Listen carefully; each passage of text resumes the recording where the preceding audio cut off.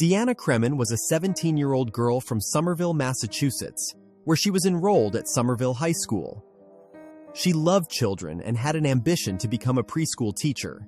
In an effort to hone her childcare skills, she had been babysitting regularly over the past 4 years and had been working with third graders at a nearby school.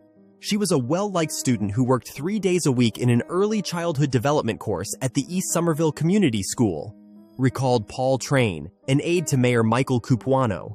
To help support herself, Deanna had been working as a part-time cashier at the Star Market on Broadway in Winter Hill for the past 3 months. Those who worked alongside her described her as a nice kid. Each day she came into work, she always had a massive smile on her face and was said to be really upbeat. She was a really nice girl, really beautiful. Everybody liked her, recalled Stephanie Shute, for whom Deanna often babysat. Her mother, Catherine, described her as a real goofball. She recalled one occasion when Deanna stole her older sister's clothing and said that she always covered for her younger brother whenever he got into mischief. She said, she always identified with the underdog. She was a teenager with goals, most of them centered on helping people in need.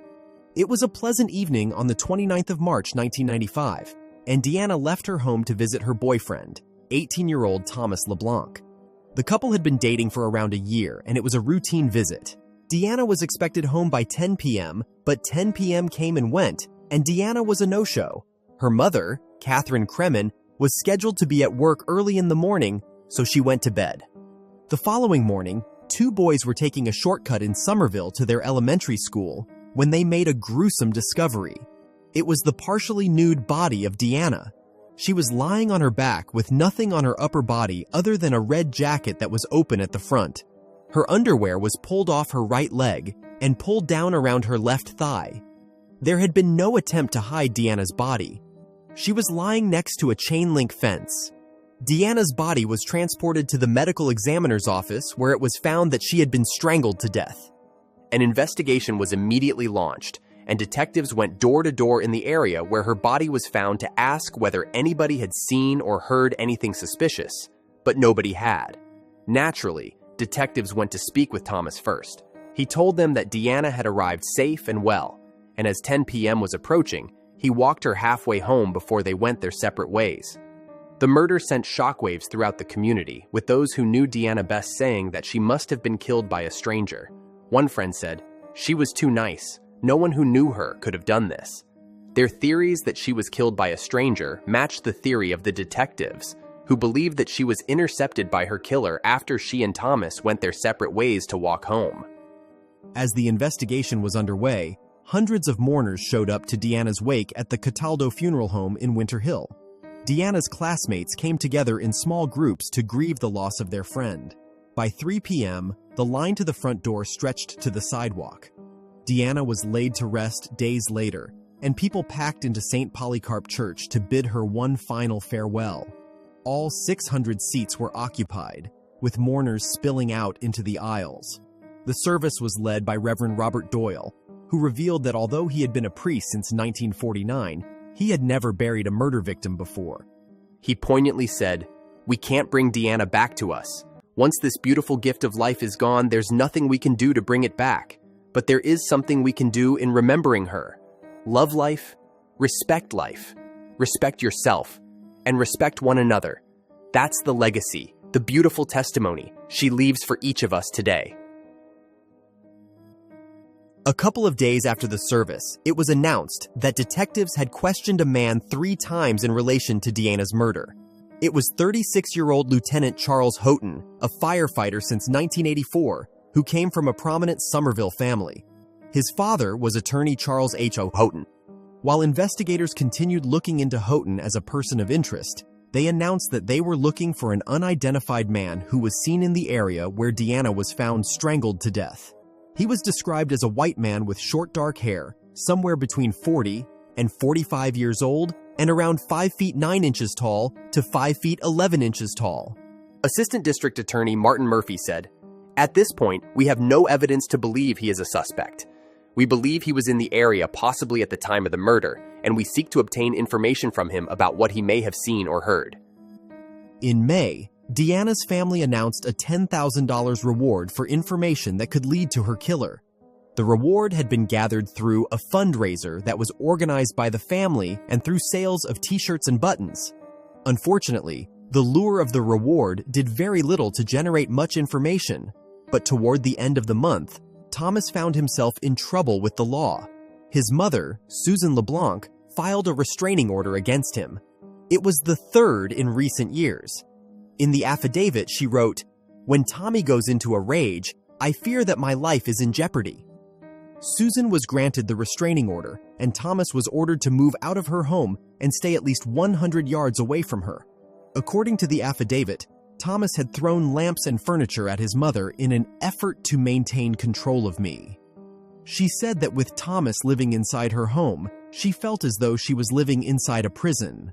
According to an earlier affidavit from a restraining order from 1993, Thomas had a history of a violent temper, and if he didn't get his own way, he would lash out and act irrational.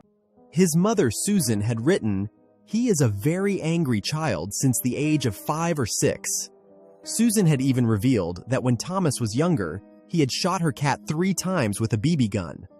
According to detectives working the homicide case, Thomas was on the short list of potential suspects. One source commented, "He has always been on the short list. He's never been off the list." As time passed, weeks turned into months, and Deanna's family was faced with the daunting task of rebuilding their shattered lives and moving on. Despite the overwhelming grief, they remained determined to keep Deanna's case in the public eye. In September, her mother, Catherine, stated firmly, "I'm relentless about this. I will not let this go. I want the person who killed my daughter punished." In March, the 1-year anniversary rolled around. Deanna's loved ones all gathered for a memorial at St. Anne's Church in Somerville. Her father, Bert Rogers, said, "Somebody out there knows something, and that's what we're hoping for, that will get a break in the case."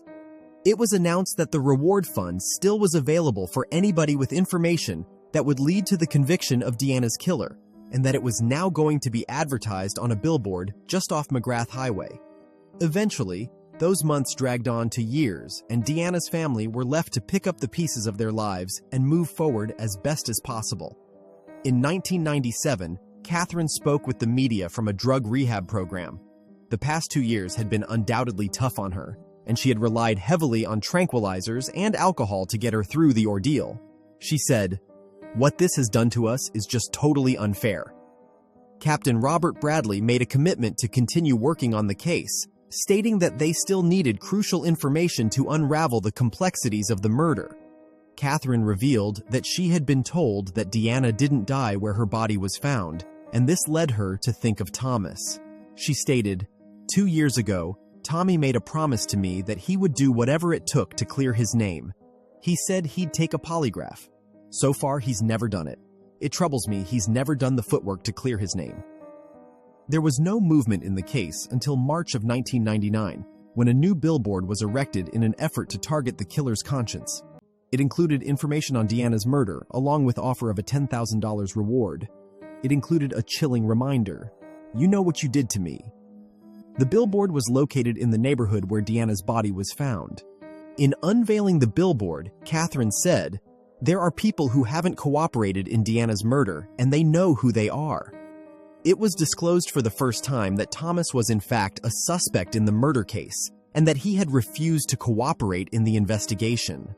At first, he told investigators he had walked her halfway home, but since then, he had refused to speak with investigators. He since moved away from the area.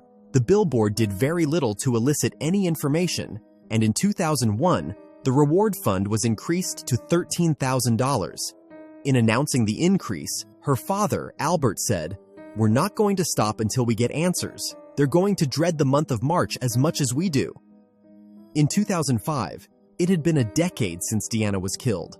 Investigators revealed that they had 3 persons of interest in the case, including Thomas and Charles, as well as a third man, Anthony Delago, who was currently incarcerated at Massachusetts Correctional Institution. Catherine said she has always considered Thomas the most likely suspect. She said, "After every date, Tommy always called the house to say goodnight to Deanna, but not that night. Why did he pick that night to walk her halfway home?" Catherine said that every other night, Thomas walked Deanna the entire way home. She continued, Every promise the kid made to me after Deanna's murder turned out to be a lie. He's refused to cooperate with police, refused a lie detector test, refused to deal with us." That same year, the reward fund was increased even further to $20,000. In announcing the new reward fund, District Attorney Martha Coakley said that a couple of people in the community were holding crucial information, and she hoped that with the reward fund, it would encourage them to finally come forward. Over the forthcoming years, Catherine and Albert continued to plead with the public for information. Each year, they held a memorial for their daughter in an effort to keep the unsolved murder at the forefront of the community's mind. The Middlesex County District Attorney's Office said in 2006 that the investigation was still ongoing, but Catherine wasn't convinced. She said, "There isn't enough manpower in the Somerville Police Department to investigate an 11-year-old crime. I believe it is a cold case." Catherine revealed later that year that she had read through dozens of letters Thomas had sent to Deanna and reached the conclusion he was obsessed with her. She also revealed that during a grand jury, Thomas had refused to answer questions and once again mentioned that he refused to take a polygraph examination.